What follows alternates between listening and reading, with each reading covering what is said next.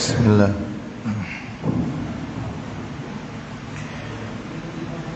Assalamualaikum warahmatullahi wabarakatuh.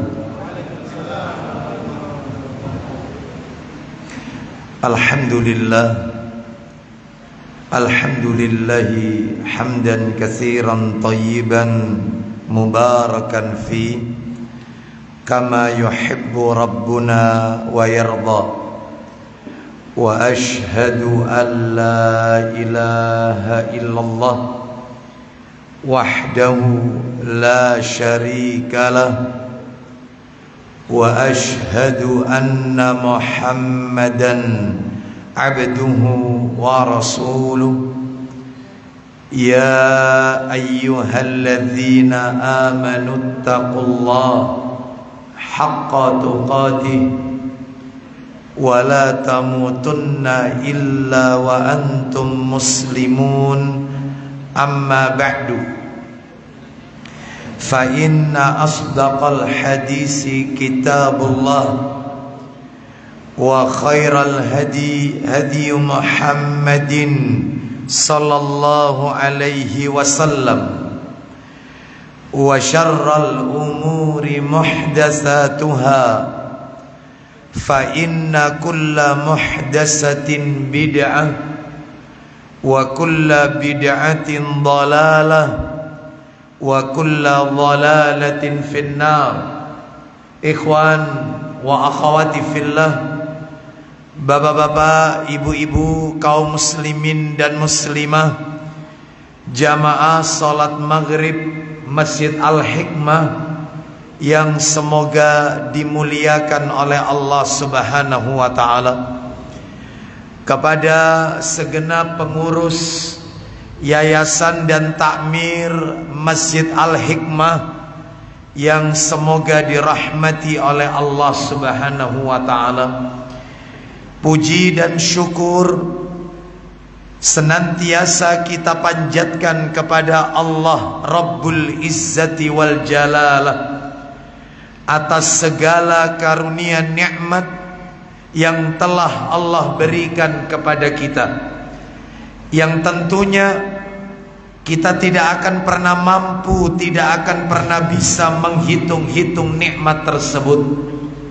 Allah Subhanahu wa ta'ala menegaskan di dalam ayatnya, wa in ta'uddu ni'matallahi la tuhsuha.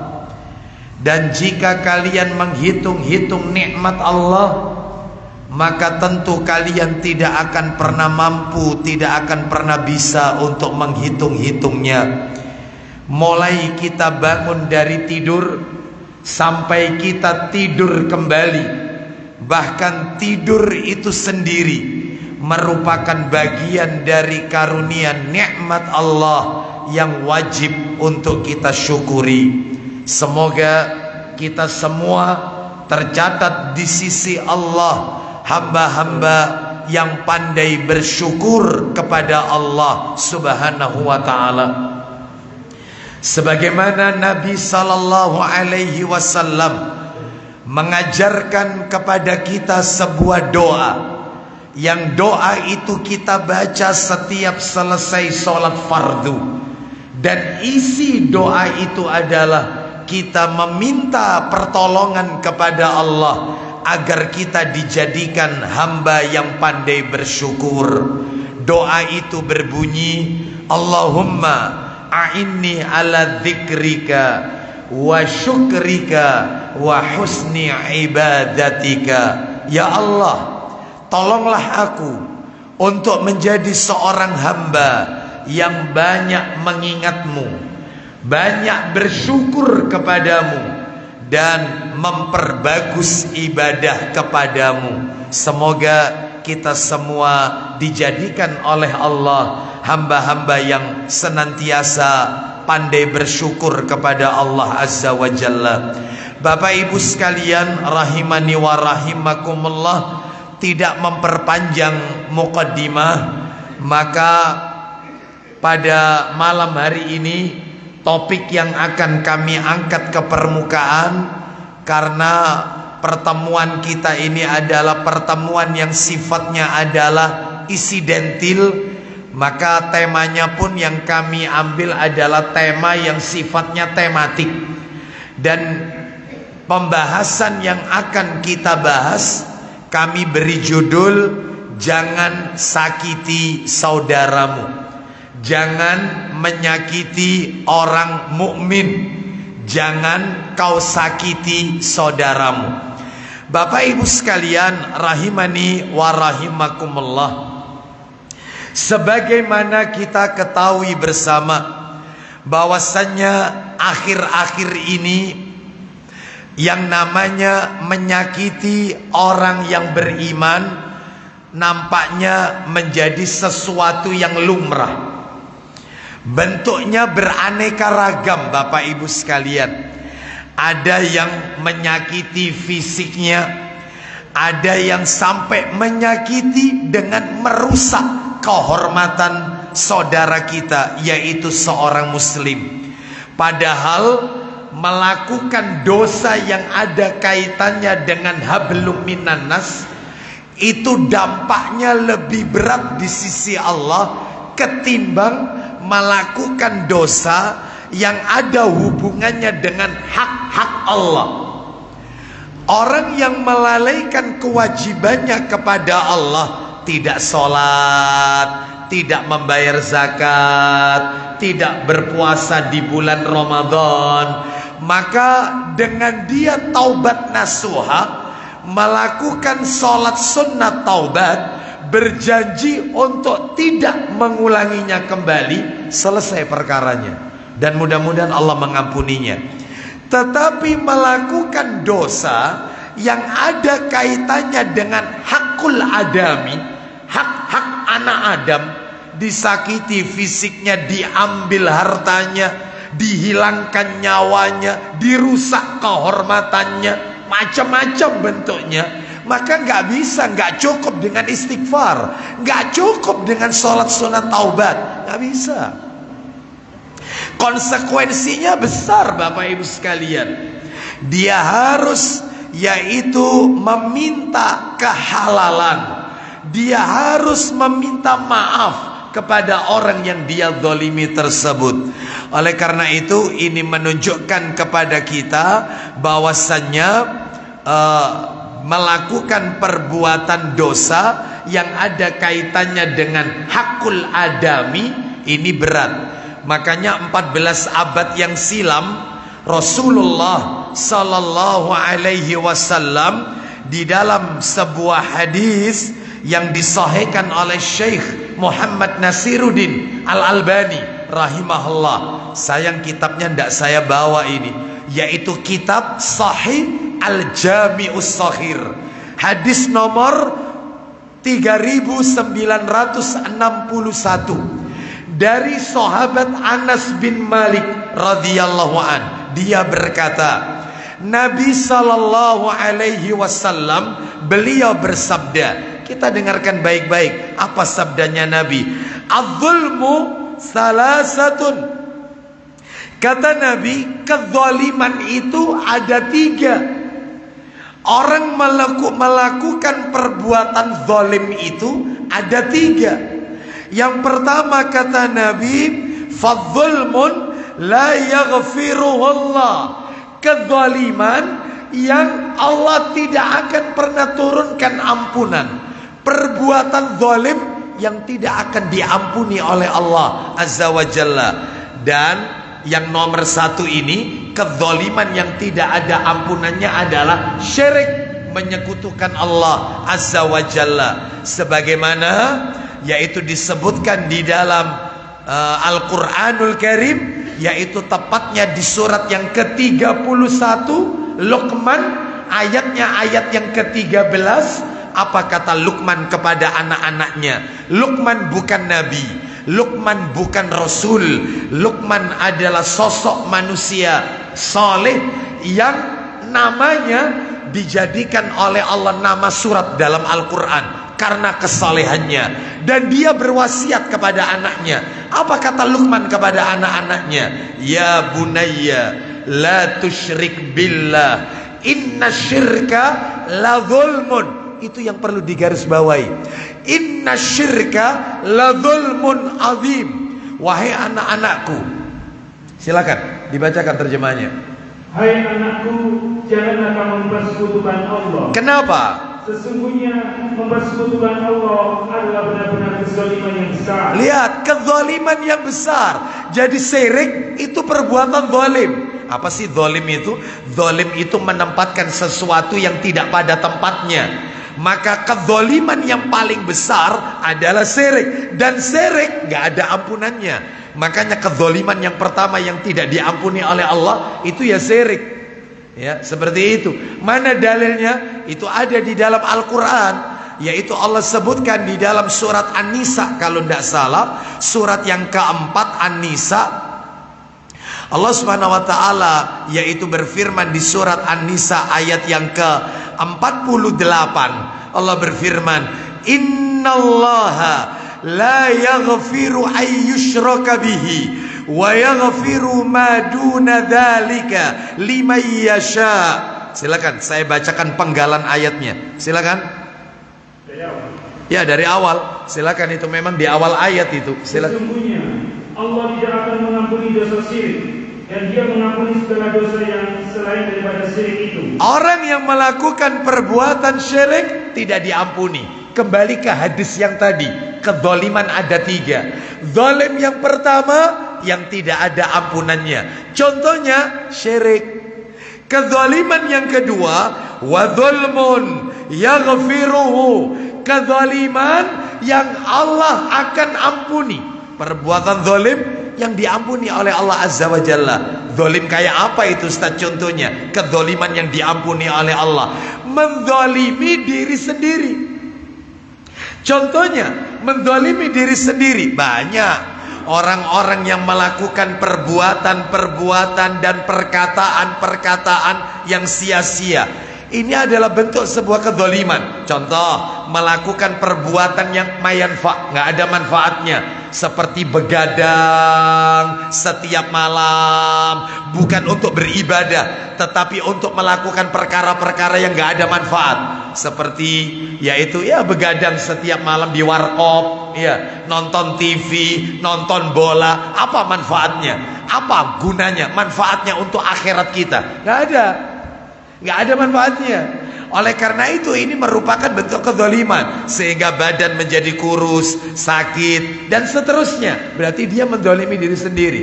Termasuk itu Ustaz ya, merokok itu juga masuk menzalimi diri sendiri. Ya pastilah, pasti ya. Merokok itu menzalimi diri sendiri, itu ya. Bagaimana tidak? Wong kita itu bakal ditanya oleh Allah nanti di hari kiamat. Apa kata Nabi di dalam riwayat Tirmidzi? Yaitu Nabi mengatakan, la tazulu qadama 'abdin yaumal qiyamah min a'mal la tazulu qadama 'abdin yaumal qiyamah illa, ya kata Nabi, kecuali 4 perkara, kata Nabi. Tidak akan pernah bergeser kaki seorang hamba kelak pada hari kiamat sampai hatta yus'ala an arba, sampai dia ditanya oleh Allah 4 perkara. Dan salah satu dari 4 perkara ini, saya nggak akan baca semua karena sesuai dengan materinya saja. Salah satu dari 4 perkara ini adalah anjismihi fima ablah, tentang tubuhnya, jasadnya. Itu dia gunakan untuk apa? Capeknya, lelahnya, tubuhnya itu digunakan untuk apa? Oleh karena itu jangan main-main. Setiap kita pasti ditanya oleh Allah. Berarti menzalimi diri sendiri, yaitu salah satunya adalah dengan merusak badannya. Maka ini adalah sebuah kezaliman. Termasuk, maaf, ngebut di jalan itu menzalimi diri sendiri. Anda pikir kalau ngebut di jalan mati syahid? Enggak. Jelas enggak? Wong jelas kok ulil amri sudah menetapkan jalan di kota nggak boleh lebih 40 km per jam. Selesai. Jalan di tol maksimal 100 atau maksimal 80. Selesai. Ini tidak, di atas 120 ngebut, der, kecelakaan, syahid, sangit. Nggak bisa. Karena dia satu menolak ulil amri, menentang kebijakan ulil amri. Satu. Satu. Yang kedua adalah dia mendolimi, dia tahu ini kecepatan tinggi bisa membahayakan dirinya, mendolimi diri sendiri. Oleh karena itu maka ya dosa yang kayak begini, tapi masih diampuni, masih diampuni kalau dia sempat bertobat kepada Allah. Yang ketiga lah, ini yang termasuk materi kita malam hari ini, kedzaliman yang nomor 3. Wa dzulmun la yatrukuhu. Apa itu? Kedzaliman yang tidak mungkin dibiarkan oleh Allah, kedzaliman yang tidak mungkin dilepas oleh Allah. Jadi ada syaratnya, diikat oleh Allah Azza wa Jal dengan syarat. Apa itu? Yang nomor 3 ini contohnya, kedzaliman yang tidak akan dilepas, tidak akan dibiarkan oleh Allah Azza wa Jalla, yaitu menzalimi saudara kita sesama muslim mukmin. Seperti itu. Nggak boleh menzalimi mereka, menyakiti mereka, mengambil barangnya, mencuri, menggelapkan, menipu saudara kita sampai dengan merusak kehormatannya, menuduhnya tanpa bukti, termasuk menghilangkan nyawanya dan seterusnya. Jadi sekian banyak berbagai macam bentuk, yaitu kedzaliman.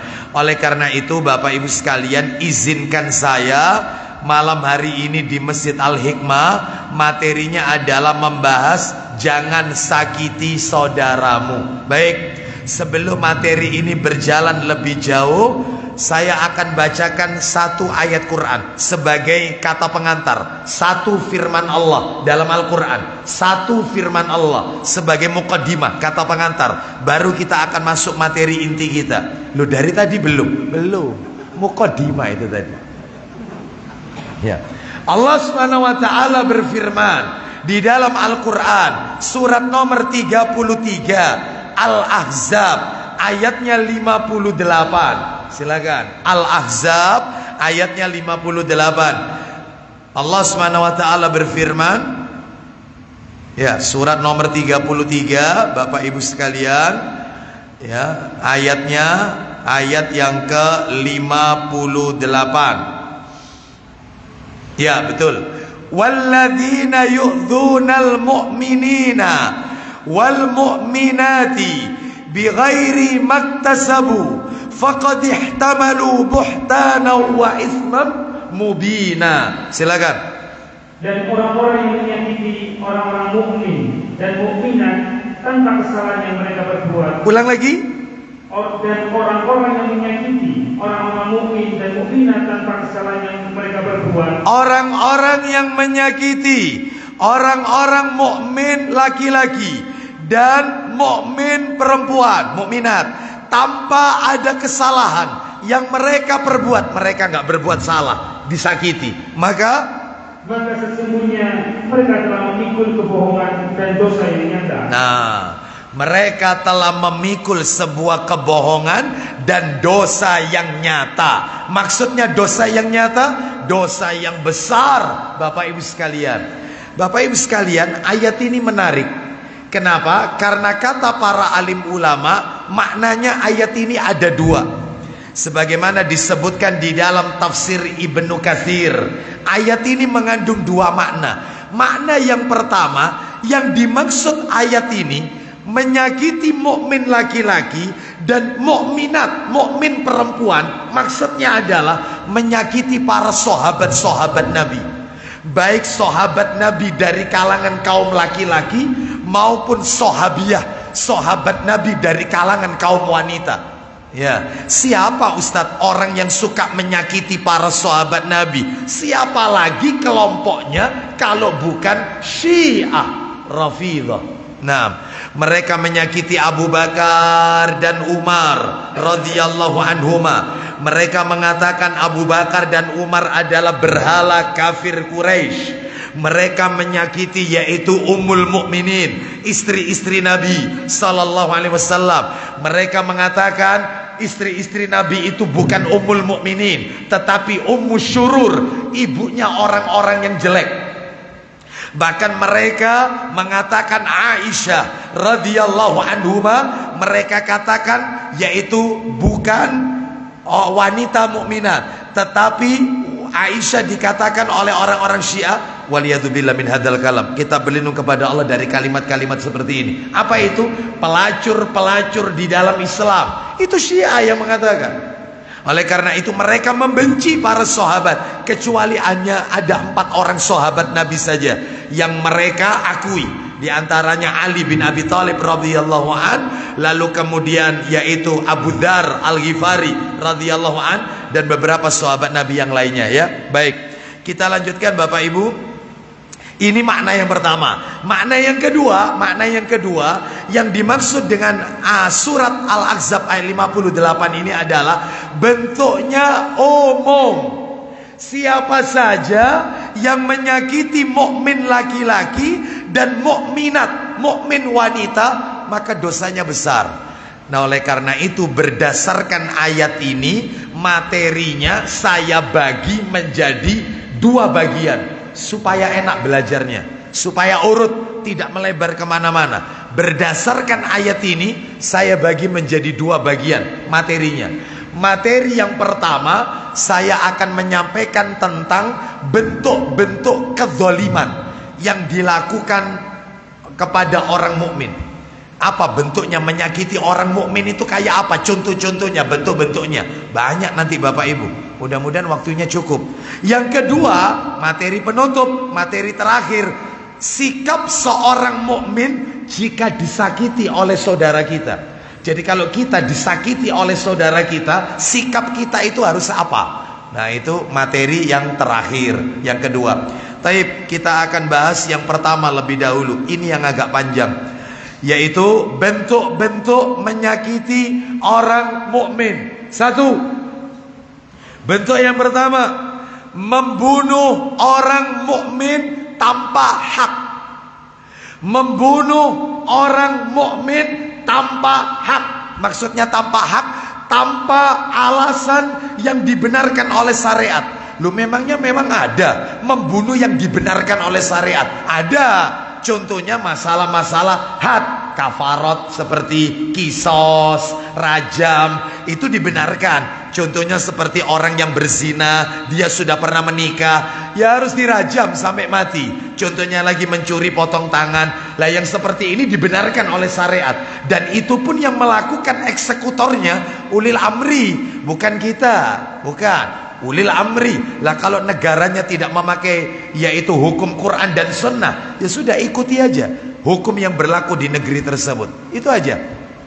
Ya, baik, kita lanjutkan Bapak Ibu sekalian, ya, kita lanjutkan. Jadi intinya yang nomor 1 ini adalah membunuh seorang mukmin tanpa hak. Ya, tanpa hak, tanpa dibenarkan oleh syariat. Jadi tanpa dia melakukan kesalahan dibunuh. Contohnya banyak. Antar supporter bola, nggak terima kesebelasannya kalah, nyawa melayang. Tersinggung dikit, nyawa melayang. Kemarin di layar kaca kita, seorang anak yaitu tidak diberi warisan oleh orang tuanya dibunuh. Loh, ada yang tega membunuh saudara kandungnya, ada yang tega membunuh istrinya. Bayangkan, lantaran kecemburuan dalam hatinya.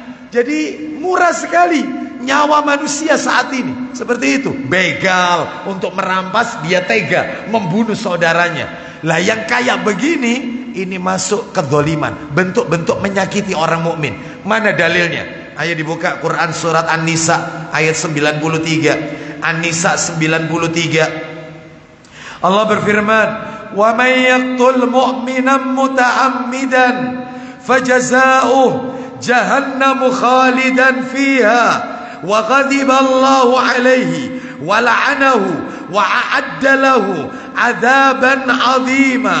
Wih, 5 hal bertubi-tubi Allah berikan hukuman bagi mereka yang menghilangkan nyawa saudaranya sendiri. Silakan. 93.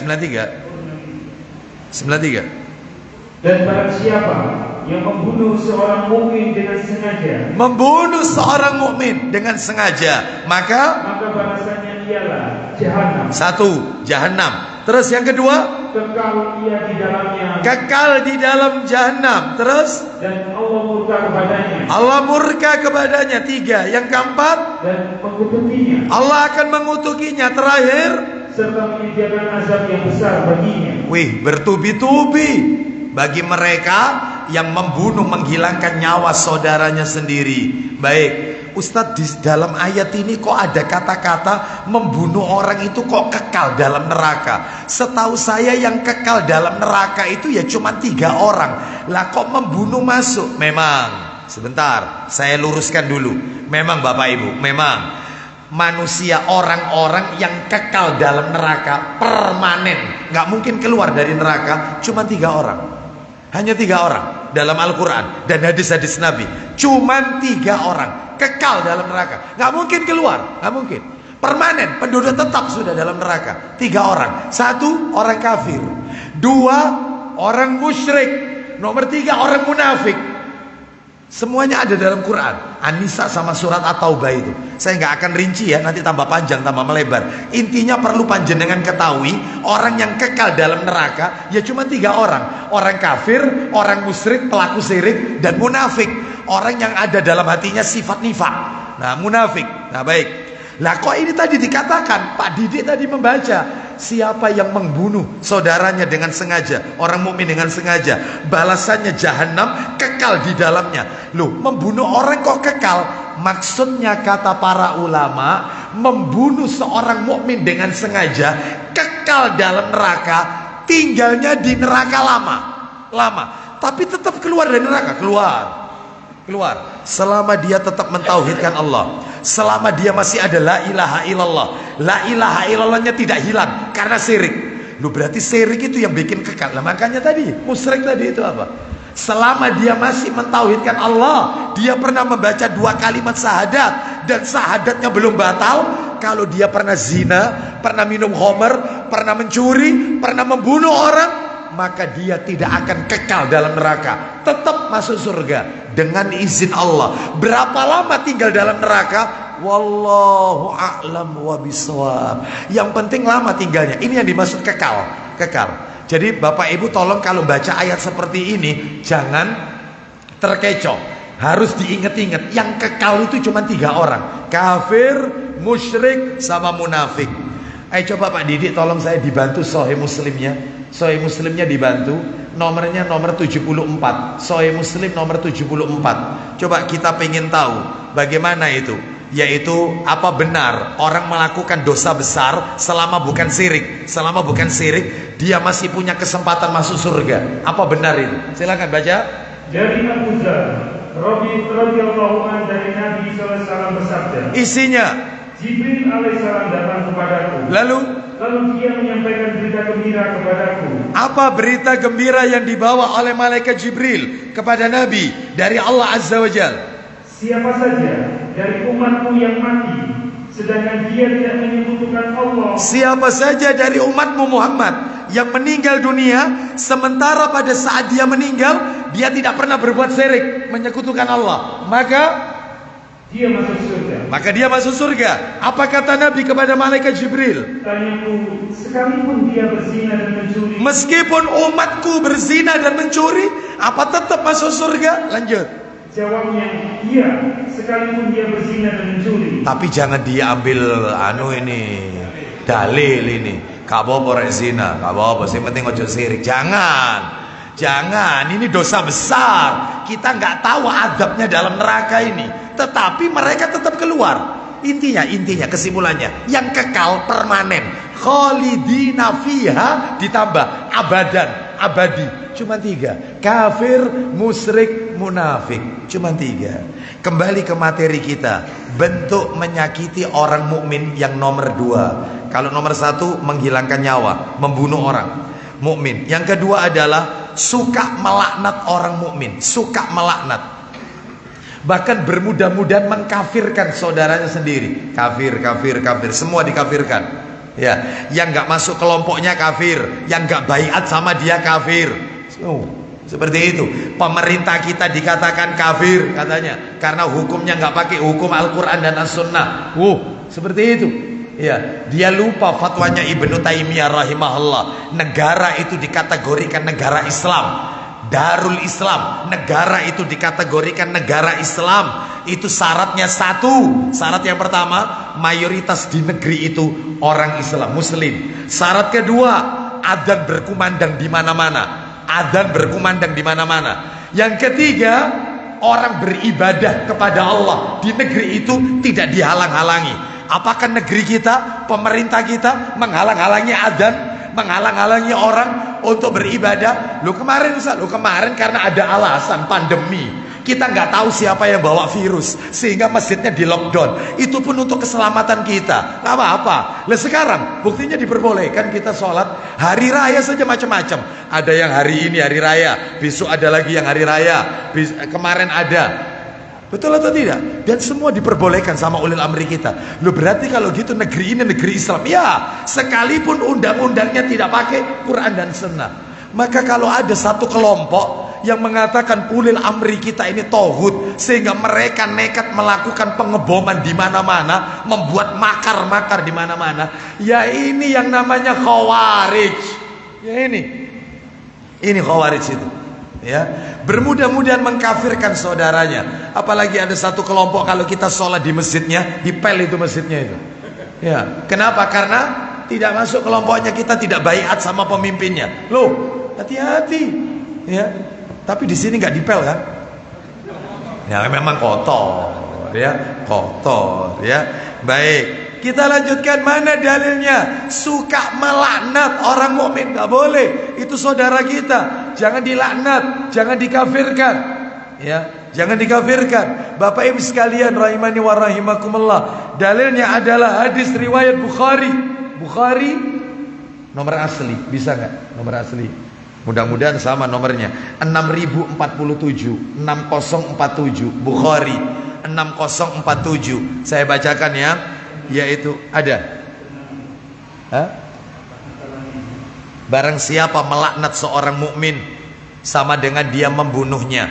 Saya bacakan dalilnya saja. Nabi sallallahu alaihi wasallam bersabda, "Wa man la'ana mu'minan fahuwa kaqatlihi, wa man qadhafa mu'minan bi kufrin fahuwa kaqatlihi." Ketemu?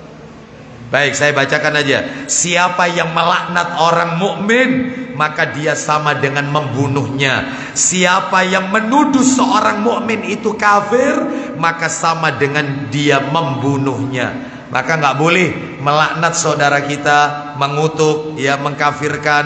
Nah, seperti itu. Baik.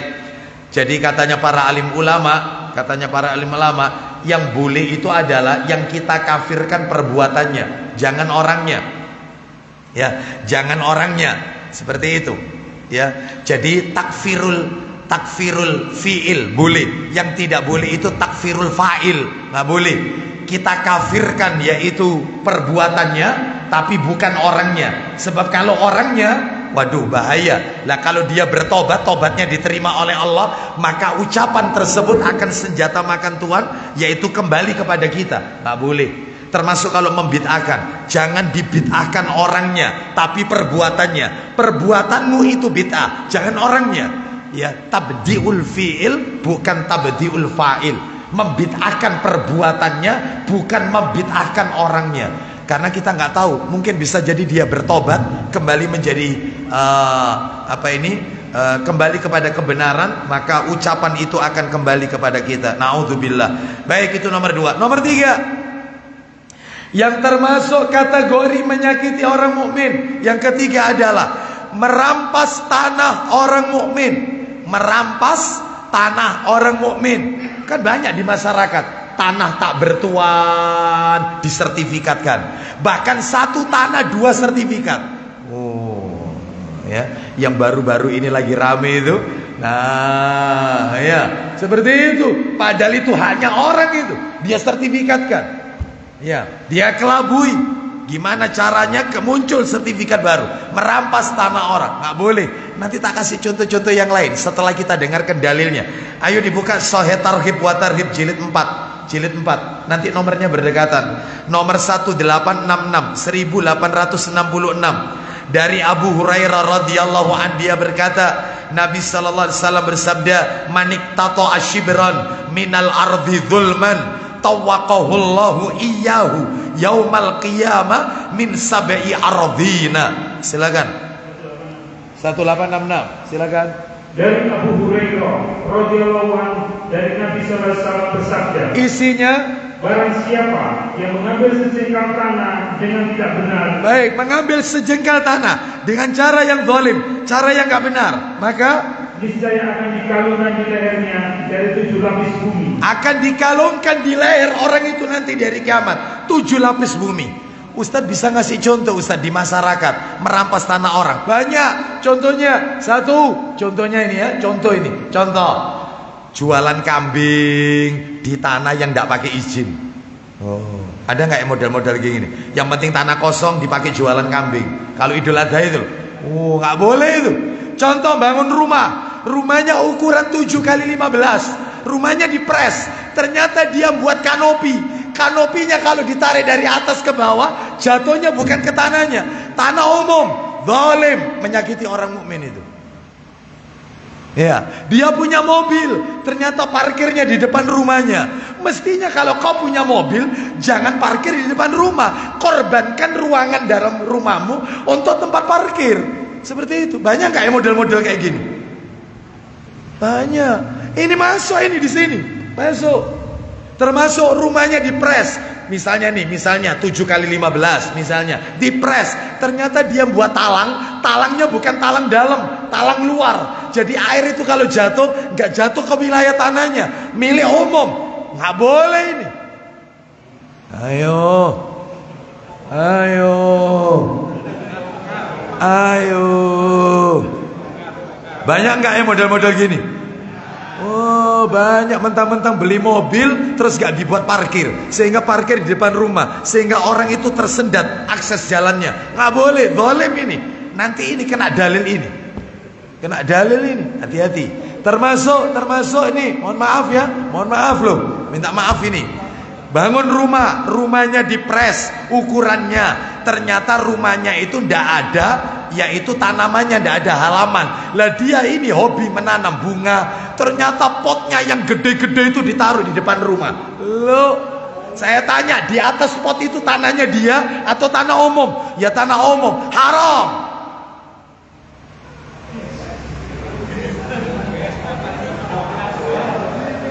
Diterus nada lagi kira-kira. Ya bagaimana? Diterus nada. Ayo. Nggak boleh. Bapak Ibu sekalian, rahimani wa rahimakumullah. Itu termasuk mendolimi hak saudara kita. Kecuali kalau ulil amri setempat yang mengizinkan, di atas selokan supaya kampung tampak bagus, ditanami aja pot-pot bunga yang bagus, nah lain soal. Lah kalau ini tidak ada petunjuk dari ulil amri, ya jangan. Hah? Iya koma, masih koma. Kecuali kalau diizinkan oleh ulil amri. Itu ya, baik. Bapak Ibu sekalian, rahimani wa rahimakumullah. Ada lagi yang masuk kategori ini, punya hajat. Yang penting teroknya didekno, sudah, orang gak dikasih akses, sehingga orang begitu masuk, aduh. Saya yakin itu yang begitu kejebak, apalagi untuk putar balik susah ini aksesnya. Saya yakin bukannya malah mendoakan kemanten itu. Wadah ini ada anu sudah. Akhirnya doa jelek untuk pengantin. Duwe hajat karepe dhewe, dalan ditutup, macam-macam. Ngene kepingin barokah, nyusahno wong. Ayo. Nggak ada doa, maka jangan menyusahkan orang. Anda kalau punya rumah, aksesnya sempit, jalan sempit, sewa gedung. Ya nggak punya uang. Kalau gitu, di rumah saja, nggak usah buka terop. Sudah kan nikah, yang penting ada saksi, ada wali, selesai. Untuk rame-ramenya nanti gampang. Jangan menyusahkan orang. Nah seperti itu. Kadang-kadang orang kalau punya hajat itu, petunjuknya itu stop, warga ada kegiatan, itu bukan ditaruh di depan persis taruhnya itu, persis, sehingga orang itu dipikir oh jalan enak ini ya. Ternyata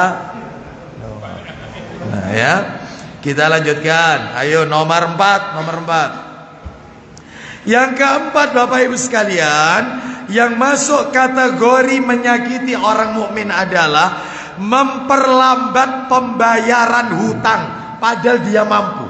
Dia mampu untuk nutup utangnya, nggak ditutup-tutup. Tetapi maaf ini, ada orang itu cerita, lah ya Ustadz, si Fulan, Ustadz kenal si Fulan kan? Iya tahu saya. Maaf ini Ustadz ya, maaf, katanya ini boleh disebarkan aibnya Ustadz. Iya kenapa? Dia itu utang sama saya Ustadz, lama Ustadz. Kalau ditagih itu bulat, nggak seperti awal dia pinjam. Begitu ditagih itu Ustadz, katanya anaknya sakit lah, katanya ini. Tetapi Ustadz dia pergi umroh, dia juga beli motor, dia juga, loh ya apa kalau kayak begini ini. Nah ya, jadi dia memperlambat nutup utangnya, padahal dia mampu untuk menutup. Maaf ini Bapak Ibu, harus saya sampaikan. Disebutkan dalam riwayat, orang itu kalau punya utang, tapi dia rajin sodako di masjid, bangun ini, dia bangun panti asuhan, dia ikut nyumbang, tapi dia punya utang, itu pahala sodakonya sama Allah nggak diterima, dipending. Sama Allah dipending, nggak diterima. Sampai utangnya ditutup baru diterima oleh Allah. Kenapa? Karena yang wajib mestinya didulukan. Sodako itu sunnah, nutup utang itu wajib. Banyak nggak orang-orang model kayak begini? Banyak.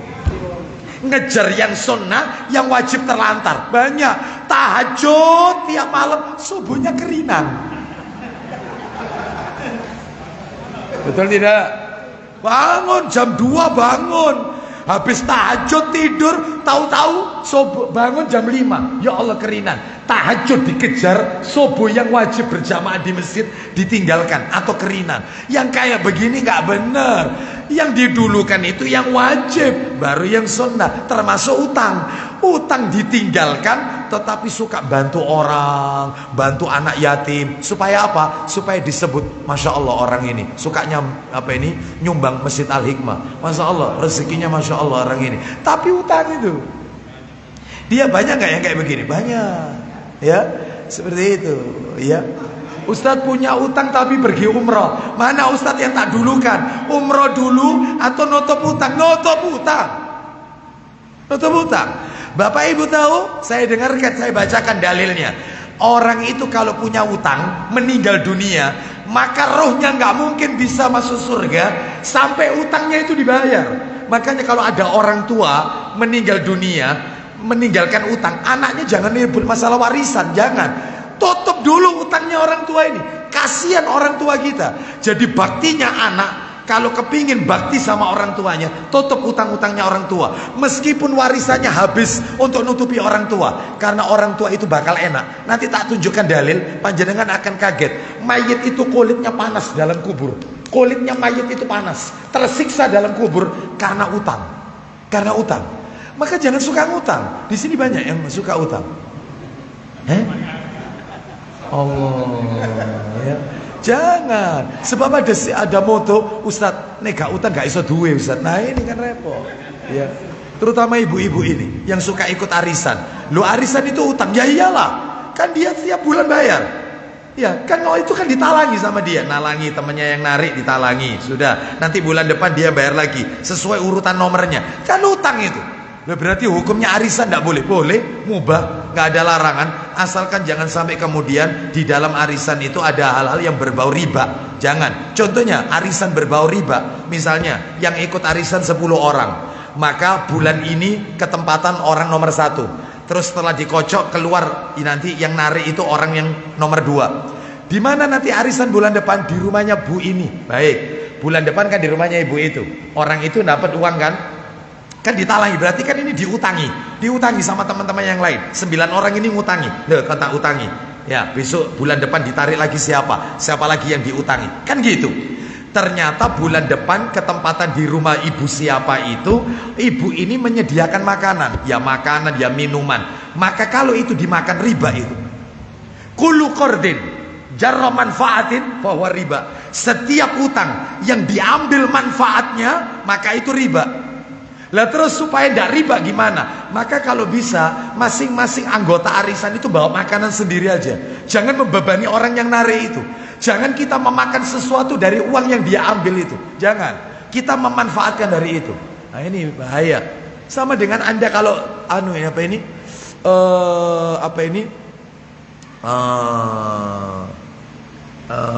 top up. Shopee Pay, GoPay, sama. Anda ngutangi Gojek, Anda ngutangi Shopee, lalu Shopee ngasih fasilitas Anda gratis ongkir, Anda manfaatkan, riba.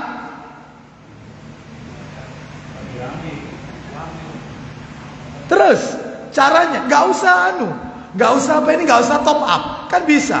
Atau Ustadz kalau misalnya bayar di tempat itu apa? COD, nah itu lebih baik dah. COD sudah. Karena apa? Kalau kita melakukan top up, ya, maka Shopee akan memberikan fasilitas gratis ongkir, biaya ongkir dicoret, tinggal harganya tok. Kita ambil, kita manfaatkan, ya riba. Kenapa? Karena kita ngutangi. Kullu qardin jarra manfaatin fahuwa riba. Setiap utang yang diambil manfaatnya, kita ngutangi, lalu kita menerima manfaatnya. Itu nggak boleh. Jadi kalau bisa nggak usah top up. Lah kalau etol, apa manfaatnya etol? Anda mendapatkan apa? Wong Anda etol itu manfaatnya, yaitu Anda top up 500.000 akan berkurang ketika Anda gesek di tol. Selesai. Mereka memberikan apa ke kita? Nggak ada. Seperti itu. Lah kalau beda sama OVO atau apapun ya, uang elektronik beginilah, yang banyak yang seperti ini, maka ini nggak boleh, ya. Hindari. Kembali baik masalah utang tadi. Ayo dibuka Sahih Muslim 1529. Muslim 1529, yaitu dari Abu Hurairah radhiyallahu an. Silakan. 1529, ya. Dari Abu Hurairah radhiyallahu an, katanya Rasulullah SAW bersabda, Madlul ghaniyyi dzulmun. Ya, silakan. Mengulur-ulur waktu pembayaran hutang bagi yang mampu adalah suatu kezaliman. Menunda-nunda hutang padahal dia mampu untuk melunasinya, maka itu adalah sebuah kezaliman. Saya tambahkan lagi, yang tadi saya janjikan, ruhnya mayat itu terkatung-katung, gak bisa masuk surga karena utangnya. Buka Sahih Targhib wa Tarhib jilid 4, nomornya 1811 1811. Ayo 1811. Saya baik. Kita kita tuntaskan ini dulu aja. Setelah itu kita dengarkan kumandang adzan Isya. Ayo Pak Didi. Ya Pak Didi silakan. Dari Abu Hurairah radhiyallahu an, dari Nabi sallallahu alaihi wasallam, dia bersabda, isinya ruh seorang mukmin itu terhalangi masuk surga. Sampai karena hutangnya hingga dilunasi. Baik, bahkan disebutkan dalam riwayat yang lain, meskipun dia mati syahid, tetap nggak bisa masuk surga karena utang. Ya, karena utang. Hati-hati dengan hutang ini. Baik, termasuk cerita yang tadi saya singgung, kulitnya mayit itu panas dalam kubur sampai utangnya dilunasi. Itu di nomor yang berdekatan, 1812 kalau tidak salah, 1812 kalau tidak salah. Hadisnya panjang ya. Baik, kita akan baca setelah kumandang adzan Isya. Setelah itu kita lanjutkan sedikit. Wassallallahu ala nabiyyina wa ala alihi washabihi wasallam.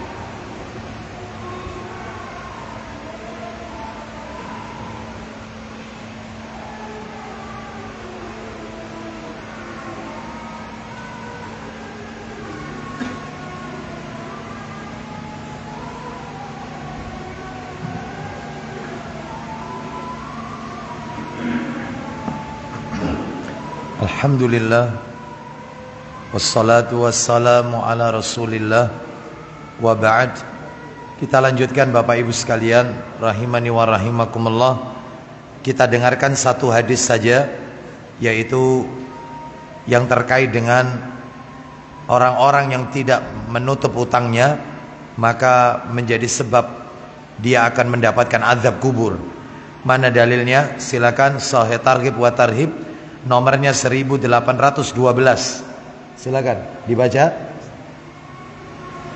Dari Jabir radhiyallahu anhu, ia berkata, Ya.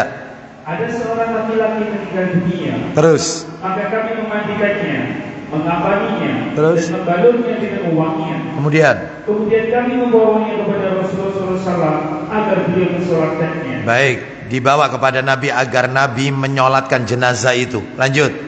Kami berkata, solatkanlah dia. Terus. Maka beliau melangkah satu langkah lalu bersabda. Apa kata Nabi kepada para sahabat sebelum beliau menyolati jenazah itu? Apakah ia mempunyai tanggungan hutang? Apakah mayit ini punya hutang? Lanjut. Kami dijawab 2 dinar. 2 dinar. Dia punya hutang 2 dinar. Kata Nabi, solati mayit ini. Aku tidak. Nabi tidak mau menyolati jenazah yang punya utang. Tapi Nabi menyuruh para sahabatnya untuk menyolati. Solati jenazah ini aku tidak. Terus. Maka beliau berbalik. Ya. Lalu hutang itu ditanggung oleh Abu Qatadah. Nah, ada sahabat Nabi berkata, namanya Abu Qatadah radhiyallahu an. Aku yang akan menutup utangnya mayit ini, wahai Rasulullah. Solati jenazah ini, aku yang akan nutup. Terus akhirnya. Kemudian kami mendatanginya dan Abu Qatadah berkata, Ya. 2 dinar itu tanggunganku. Tanggunganku. Lanjut. Maka Rasulullah SAW bersabda. Silakan.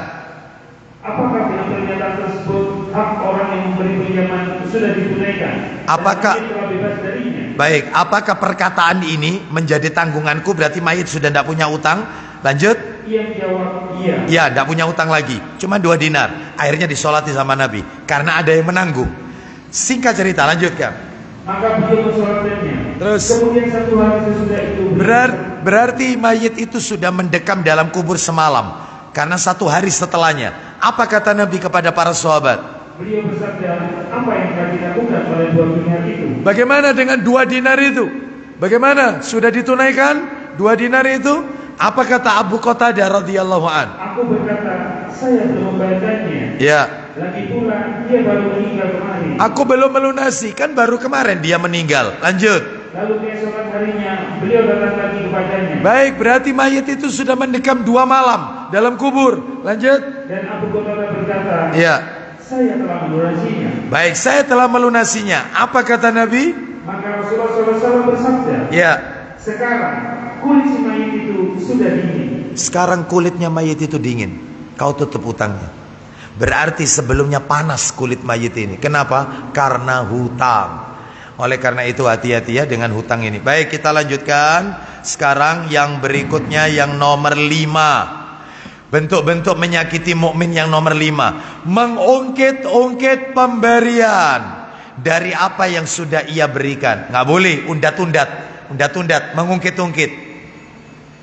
Kamu kalau tidak karena saya, nggak bisa kamu seperti ini. Ya.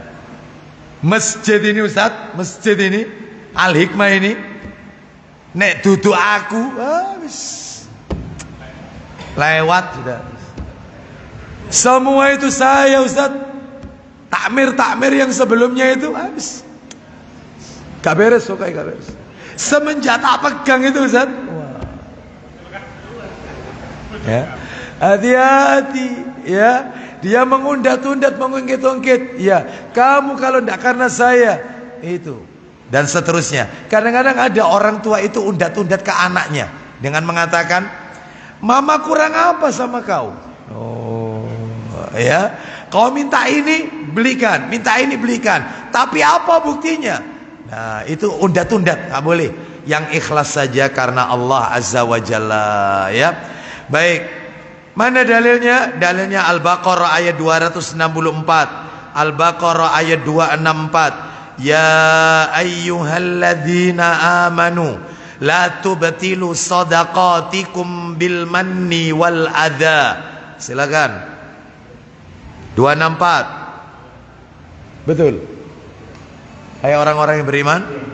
Hai orang-orang yang beriman, janganlah kamu menghilangkan pahala sedekahmu Terus. dengan menyebut-nyebutnya dan menyakiti perasaan si penerima. Baik, sampai di situ aja. Nggak boleh menyebut-nyebutnya. Kemudian kita lanjutkan, yaitu yang keenam.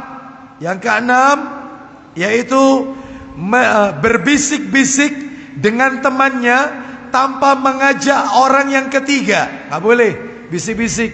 Jadi ada 3 orang, yang 2 itu bisik-bisik. Maka tentunya orang ketiga ini akan tersakiti. Oh, kira-kira rek sing diomongno iki ya. Nah, betul atau tidak? Nggak boleh ini. Ya, apa ini kira-kira? Nggak boleh ini. Kecuali kalau banyak orang kayak begini. Lalu kemudian saya dengan Pak Didik berbisik-bisik, nggak apa-apa. Kalau banyak orang. Ini kalau cuma bertiga, yang 2 orang ini pasti orang yang ketiga. Apa ya sing diomongno kok aku kok gak dijak ngomong ya. Nah, itu. Nggak boleh itu, menyakiti. Nggak boleh. Mana dalilnya? Dalilnya silakan dibuka Sahih Bukhari. Nomornya 17 Sahih Muslim aja, Sahih Muslim. Nomornya 2046, 2046. Ayo. Muslim 2046. 2046. Silakan. Ya. Dari Abdullah radhiyallahu anhu katanya. Ya, silakan. Rasulullah SAW bersabda. Isinya. Apabila kamu bertiga, maka janganlah yang dua orang berbisik tanpa yang ketiga. Nah, terus sebelum dia berbaur dengan orang-orang lain. Baik. Kenapa? Karena hal itu dapat menyinggung perasaan. Nah, menyakiti nggak boleh. Kita lanjutkan yang ketujuh. Melihat isi rumah orang lain tanpa izin. Melihat isi rumah orang lain tanpa izin. Jadi kalau mau bertamu, biasanya loh ya, sudah dibel 3 kali, orang tuan rumahnya nggak keluar-keluar. Biasanya apa yang dilakukan? Kaca itu ditempelkan sambil gini. Nah itu ya, pagar itu sampai dinaiki. Assalamualaikum, assalamualaikum. Ya Allah, cukup 3 kali kita salam, kita bel 3 kali atau salam, ternyata nggak ada penjawaban, pulang. Ini nggak puas, lari ke belakang, gedor dari belakang. Nah, seperti itu, ya. Sampai ditanyakan tetangganya ikut juga mengetuk pintunya. Maka yang kayak begini nggak perlu, ya. Apalagi makanya kalau kita mengetuk pintu yang rumah itu tidak ada pagernya, langsung kita ketemu dengan pintu rumahnya, maka jangan berdiri tepat di depan pintu itu, tetapi bergeserlah di salah satu sisi pintu yang ketika orang itu membuka pintu, kita tidak tahu isi dalam rumah orang itu. Mungkin ada istrinya belum pakai jilbab, mungkin ada anak perempuannya membuka aurat dan seterusnya. Maka jangan langsung berhadapan, ambil sisi sampingnya. Begitu aturan mainnya bertamu itu. Ya, ini tidak kaca itu loh, sampai kaca itu nempel dahinya. Ada nggak yang kayak gini? Ya, nempel. Nah, seperti itu, ya, nggak boleh. Ya, kadang-kadang yang ngetuk pintu itu adalah mertua, ya, menantunya buka apa itu sebelum dibuka lihat tabir. Teko maneh wong iki. Ini mana nih menantu bakhil ya, menantu bakhil ini, menantu yang tidak nggak ada kan menantu seperti ini di sini kan, nggak ada yang ngaku mungkin juga. Kita lanjutkan ya, harus berbuat baik. Dalil, melihat isi rumah orang lain tanpa izin, wah keras sekali nih, saya aja nggak sanggup baca hadisnya. Ayo dibuka Sahih Muslim 2019.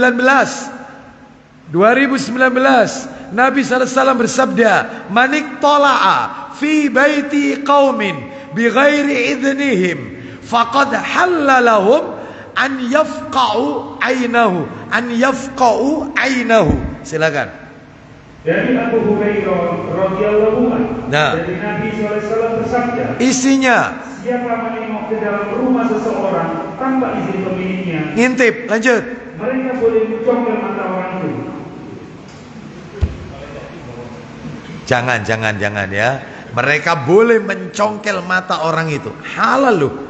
Ini Nabi mengatakan, hanya saja tentunya bagi kita yang mungkin orang itu belum tahu dalilnya, disampaikan hujah, tunjukkan dalil, tunjukkan bagaimana adab bertamu yang baik dan seterusnya ya. Baik, kita berikan penjelasan kepada saudara-saudara kita. Berarti ini hadis yang tadi kita dengarkan itu ancaman keras dari Nabi sallallahu alaihi wasallam. Kita lanjutkan yang keberapa? 8. Hati-hati. Sebelum nomor 8 ini hati-hati. Termasuk membuka statusnya orang. Status orang di WA. Kadang-kadang, mohon maaf, jelas ada nama akhwat di situ. Dipencet statusnya, des. Akhwat ini lagi makan di mana? Kan banyak akhwat yang model kayak begini. Di mana diposting, di mana selfie, dimasukkan status. Kita lihat raut wajahnya, haram. Bojone sapa ayo. Ya Allah, kok bening betul ya, nggak boleh, haram. Hah? Nggak ada koma, titik ya. Karena kalau larangan itu tidak ada dispensasi untuk melanggar larangan ya. Kalau perintah ada dispensasi, nggak boleh ya. Jadi kalau bisa hindari ya. Kecuali kalau statusnya itu sesama ikhwan. Apa sih? Begitu nanti statusnya itu kok ada keluarganya, maka pindah yang lain aja. Itu ya. Baik. Kita lanjutkan. Nomor 8. Yang ke-8 adalah menyakiti kaum mukminin, menyakiti kaum muslimin dengan merokok di depannya. Saya mau tanya, mana lebih dahsyat? Perokok pasif atau perokok aktif? Pasif. Mereka yang menghirup asap itu lebih berat dampaknya. Maka dengan merokok di depan saudara kita, maka ini adalah sebuah bentuk kezaliman, menyakiti saudara kita. Dia mendolimi dirinya sendiri dan mendolimi orang lain. Dalilnya di mana? Dalilnya umum, surat Al-Ahzab yang kita baca di awal ayat 58 itu. Nomor 9, ghibah. Ghibah, membicarakan aibnya. Ya, membicarakan aib. Lah ghibah ini ada dua Bapak Ibu. Ada ghibah dengan lisan, ada ghibah yang namanya ghibah muhaka. Apa itu ghibah muhaka? Membicarakan aib saudara kita, yaitu dengan dengan gerakan-gerakan anggota tubuh atau isyarat-isyarat. Contohnya Aisyah pernah melakukan ini. Aisyah dalam riwayat Abu Dawud, dia mengatakan, wahai Rasulullah, istrimu Sofia radhiyallahu anha itu begini dan begini. Apa maksudnya begini dan begini? Pendek dan tubuhnya gemuk.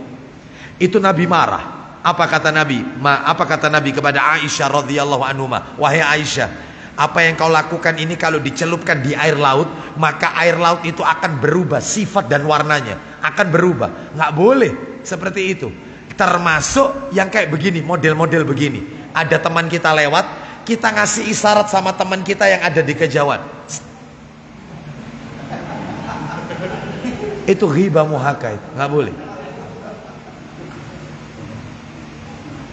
Itu ghibah muhaka. Ya. Termasuk ibu-ibu, istri jengkel sama suaminya dari belakang. Itu ghibah muhaka. Ikit-ikit gregetan. Ya, itu ghibah muhaka, nggak boleh. Nggak boleh ya. Mana dalilnya? Dalilnya di dalam riwayat Muslim, ghibah ini haram, bahkan termasuk akan mendapatkan azab kubur bagi mereka yang melakukan ghibah. Dalam Sahih Muslim nomor 239. Baik Bapak Ibu sekalian, itu sudah poin nomor berapa itu? Saya tutup sampai nomor 10 ya. Saya tutup sampai nomor 10 saja. Nah, ini sebenarnya banyak sekali ya, banyak, lebih dari 19 poin ini, lebih. Saya tutup sampai 10 aja, yaitu yang ke-10 adalah buang air kecil di jalan umum atau di tempat yang biasa dipakai manusia untuk berteduh. Nggak boleh. Nggak boleh. Buang air kecil di tempat umum atau di tempat yang biasa dipakai oleh manusia untuk berteduh. Berteduh dari apa? Berteduh dari sengatan matahari, berteduh dari air hujan. Contohnya di halte atau tempat-tempat yang biasanya orang itu mesti ngiup di situ. Lah buang hajatnya di situ. Bau yang tidak sedap menyakiti saudara kita. Najisnya bisa terkena kepada saudara kita yang lain. Ini bentuk menyakiti saudara kita. Seperti itu. Makanya nggak boleh. Termasuk dalam hal ini adalah putung rokok yang masih menyala, itu dibuang gitu aja. Itu nggak boleh. Makanya kita kalau tahu matikan, injak seperti itu. Ya, karena mendolimi saudara kita yang lainnya.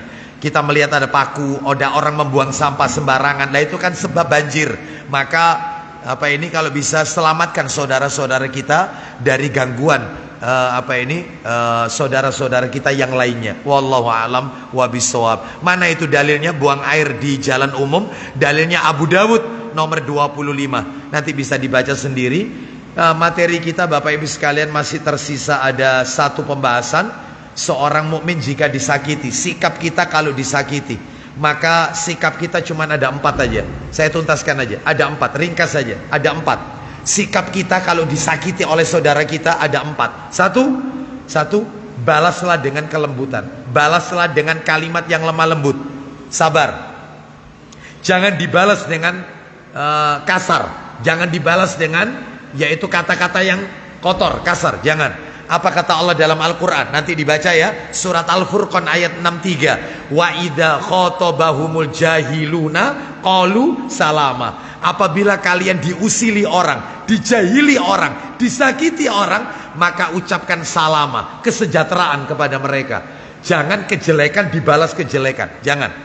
Ini yang pertama. Yang kedua, berusahalah menjadi orang yang pertama kali menyapa orang. Berusaha. Jadi kalau kita disakiti orang, maka upayakan kita yang pertama kali menyapa orang itu.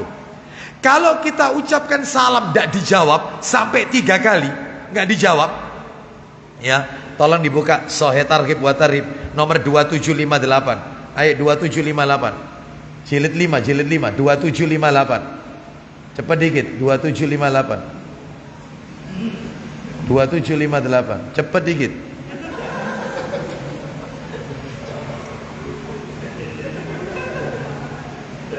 Ya, silakan 2758 baca. Dari Aisyah radhiyallahu anha bahwasanya Rasulullah SAW bersabda. Silakan. Tidak boleh seorang muslim memutus hubungan dengan muslim lainnya lebih dari 3 hari. Enggak boleh siwak jotaan dengan saudara kita, enggak mau nyapa lebih dari 3 hari. Enggak boleh. Batas maksimal yaitu 3 hari tidak bertegur sapa. Setelah itu enggak boleh, haram. Kita harus menyapa mereka. Lanjut teruskan. Apabila berjumpa dengannya lalu memberi salam kepadanya 3 kali, namun semuanya itu dia tidak membalasnya. Baik, jadi sebentar. Kalau kita menyampaikan salam, assalamualaikum, sekali nggak dijawab, assalamualaikum nggak dijawab, kita sudah mendekat, assalamualaikum nggak dijawab juga, maka kata Nabi, silakan. Maka sungguh dia pulang dengan membawa dosa orang yang memberi salam. Semua dosa-dosa kita yang nyampaikan salam itu diambil semua oleh orang itu, semuanya. Jadi kita ketemu saudara kita, mungkin karena kita bukan kelompoknya, kita beda keyakinan atau apa dalam masalah madzhab atau apa misalnya ya. Kan ada yang kayak begini, ketemu tidak mau menjawab waalaikumsalam, kita ucapkan salam ini, assalamualaikum, diam aja, assalamualaikum, dia tidak tuli kok. Assalamualaikum nggak dijawab, assalamualaikum nggak dijawab, ya sudah, biarkan. Dosa kita hari itu semuanya diambil oleh dia. Tapi nggak usah kita tambahkan, PN dosaku PN. Nggak usah ditambah, itu nambahin dosa lagi. Yang ikhlas saja, nggak usah ditambahi begitu. Itu otomatis dosa kita dia yang ambil semuanya. Naudzubillah. Nomor 3, sabar. Harus sabar berhadapan dengan orang yang suka mengganggu kita, apalagi di masyarakat kita. Kita dikatakan teroris, kita dikatakan aliran-aliran yaitu garis keras, atau kita dikatakan yaitu aliran kebanjiran karena celana kita cingkrang. Kita dikatakan seperti kambing karena kita berjenggot. Nggak usah marah, sabar. Kenapa? Kita dengarkan hadisnya. Buka Ibnu Majah yang biasa antum buka itu.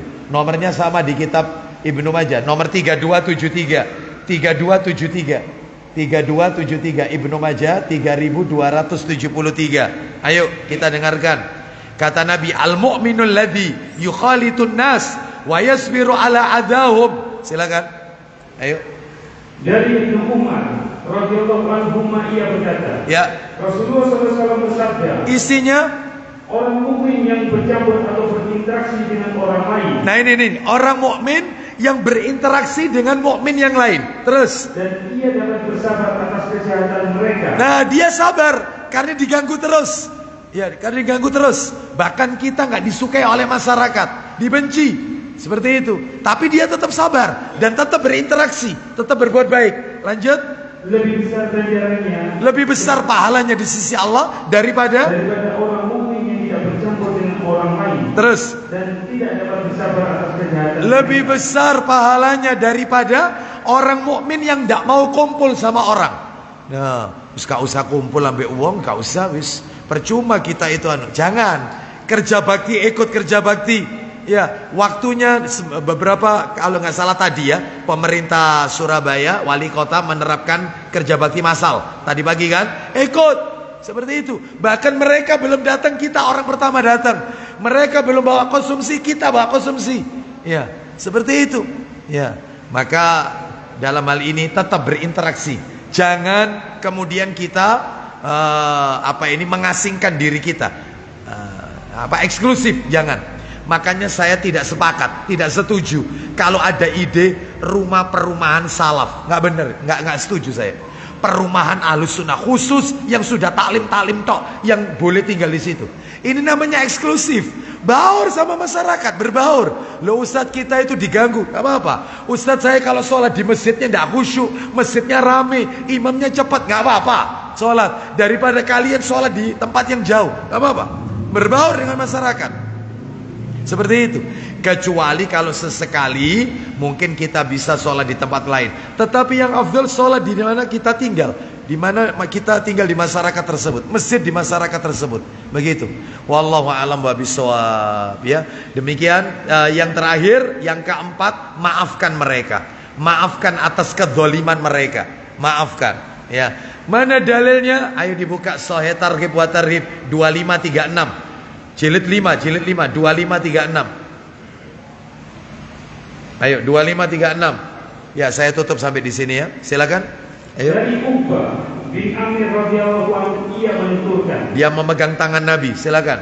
Kemudian saya berjumpa Rasulullah SAW. Terus. Lalu saya menggandeng tangannya dan berkata. Silakan. Wahai Rasulullah. Wahai Rasulullah. Sampaikanlah kepadaku mengenai amal-amal yang paling utama. Apa amalan yang paling utama di dalam Islam? Kata Nabi, silman qata'aka wa'ati man haramaka wa'fu amman zalamaka. Silakan. Beliau bersabda. Satu. Wahai Uqbah. Ya. Jadilah hubungan dengan orang yang memutus hubungan denganmu. Bersilaturahimlah dengan orang yang suka memutus hubungan dengan dirimu. Pak, Bu, kalau saya berbuat baik dengan Anda baik dengan saya, impas. Ibarat main bola 0-0 skornya, nggak ada nilai lebih, nggak ada. Yang diinginkan oleh penonton itu kalau nonton bola, salah satu kesebelasan kan unggul.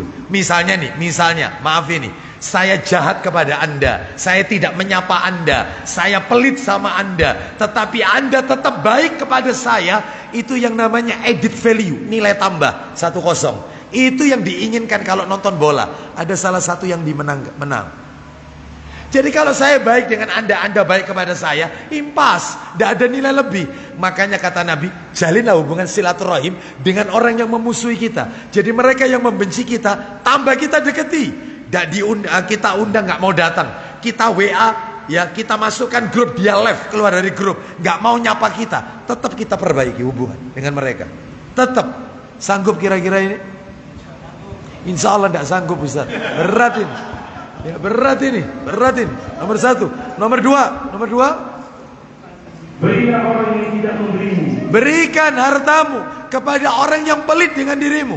Jadi kalau punya tetangga pelit, justru kita yang justru suka memberi kepada mereka. Dan yang ketiga, dan berpalinglah dari orang yang menzalimimu. Baik, baliknya ada terjemahan yang lain. Wa'fu amman dzalamaka. Silakan. Di dalam satu riwayat disebutkan, maafkanlah. Maafkan orang yang menzalimimu. Maafkan orang yang menzalimimu. Pak, Bu, di dalam Al-Quran tidak ada kata-kata minta maaf. Ana ulang, di dalam Al-Quran tidak ada kata-kata mintalah maaf, nggak ada.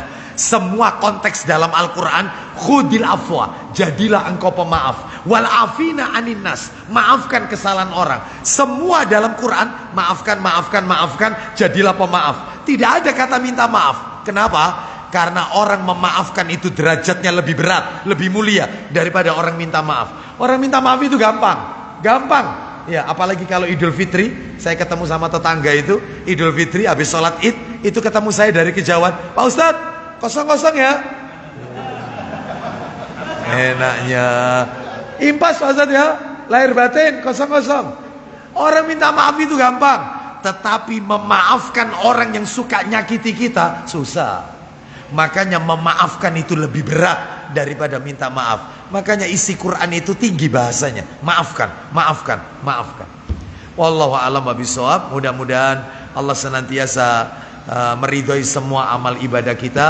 Mudah-mudahan Allah memberikan kita kesabaran atas kedzaliman yang dilakukan oleh saudara-saudara kita kepada kita. Wallahu a'lam bishawab. Ini ada 5 buku. Saya bertanya karena waktunya ya. Saya bertanya nggak semuanya ya. Silakan boleh angkat tangan. Ibu-ibu tentunya nggak bisa ya. Nggak bisa karena nggak tahu ya. Baik, bapak-bapak saja kalau gitu buku ini. Saya bertanya nih. Ya. Bisa, ibu-ibu? Nggak bisa ya. Saya bertanya, tolong siapa di antara panjenengan panitia yang menentukan siapa yang angkat tangan? Ya, bukan saya. Tolong Bapak Ibu sebutkan.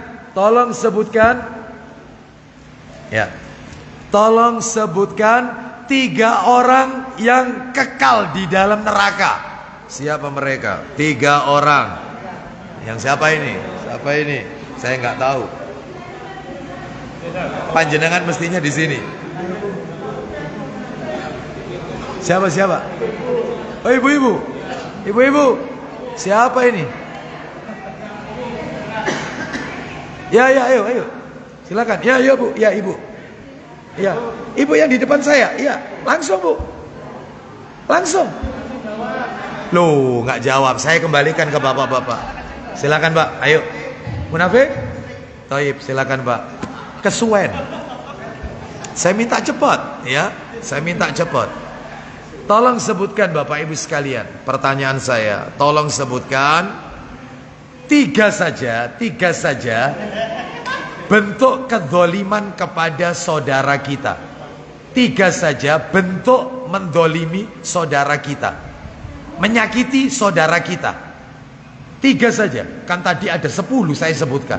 3 saja. Apa itu? Ya, Mas. Apa, Mas, yang keras? Ya. 1. Nomor 2. Terus? Baik, memperlambat pembayar utang. Silakan, Mas, diambil ya. Baik. Mau pilih yang mana ini, Mas? Pilih yang mana? Ya, Tayyib, pilih yang tebel. Ya. Baik. Ya. Pertanyaan saya yang ketiga. Tolong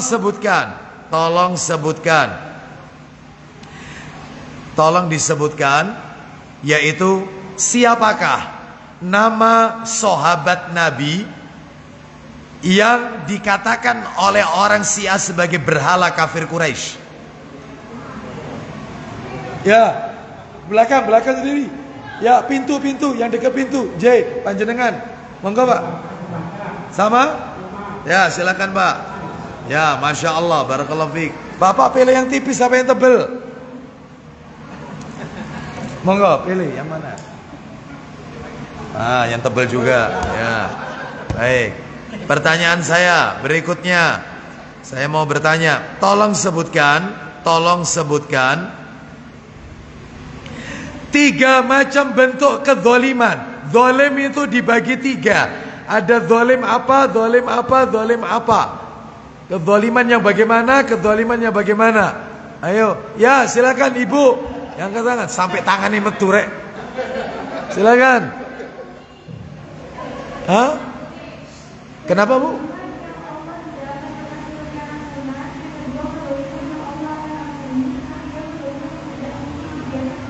Naam, barakallahu fiki. Silakan. Nih, tak kasih yang tebal. Silakan. Masya Allah. Ya, mumtazah. Terakhir pertanyaan saya yang terakhir, Tolong sebutkan surat apa, ayat berapa yang menjadi tema kajian kita malam hari ini, yang menjadi dasar kajian kita malam hari ini. Surat apa, ayat berapa? Angkat tangan. Silakan antum. Berapa? Betul, Al-Ahzab 58. Tafadhal. Nah, demikian kita tutup dengan kafaratul majelis. Wassallallahu ala nabiyyina wa ala alihi washabihi wasallam. Subhanakallahumma wa bihamdika asyhadu an la ilaha illa anta astaghfiruka wa atubu ilaik. Wa akhiru da'wana anil hamdulillahi rabbil alamin. Assalamualaikum warahmatullahi wabarakatuh.